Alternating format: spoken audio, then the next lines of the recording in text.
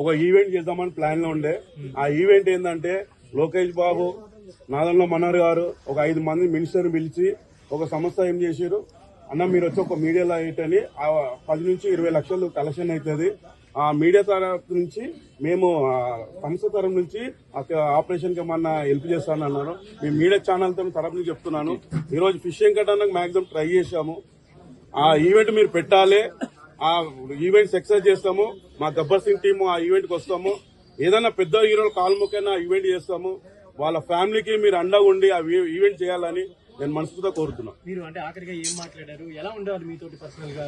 మీ Gabbar Singh batch అందరితో కూడా ఒక మంచి అనుభవం ఉండేది ఆయన తోటి, యాక్టింగ్ పరంగా కావచ్చు. మాకు బదర్ లాంటోడు, నాకు ఇండస్ట్రీ పోకముందు నుంచే నాకు బదర్ లాంటోడు. మా గబ్బర్ సింగ్ టీం నుంచి అయితే హరిశంకర్ గారు, పవన్ కళ్యాణ్ ఒక ఫ్యామిలీ నంబర్ చేశారు. అరే గబ్బర్ సింగ్ బ్యాచ్ ఏదైనా సరే, అరే వీళ్ళు ఉన్నారా అన్నాను. ఆయన మాకన్నా పెద్ద ఆర్టిస్టు. ఆయన చేసిన సినిమాలలో మేము చిన్న చిన్న క్యారెక్టర్లు చేసినాము. మాకు ఆయన ఒక గురువు లాంటోడు.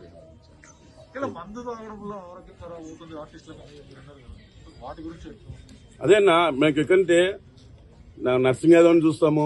అంతకుముందు లక్ష్మీ సార్ ఒక ఆర్టిస్ట్, ఆయన కూడా మేము లొకేషన్లలో చూస్తుండే 5 గాని 6 గాని మళ్ళీ మంది స్టార్ట్ చేస్తుండే.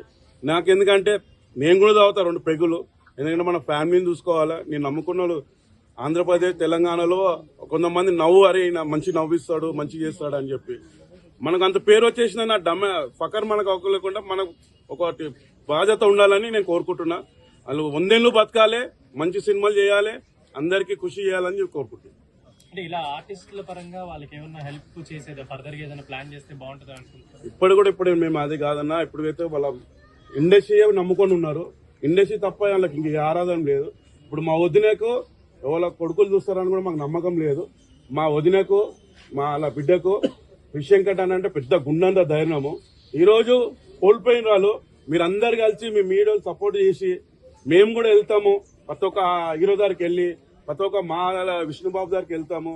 వాళ్ళ ఫ్యామిలీకి ఏమైనా చేయాలని కోరుకుంటున్నాము. Thank you.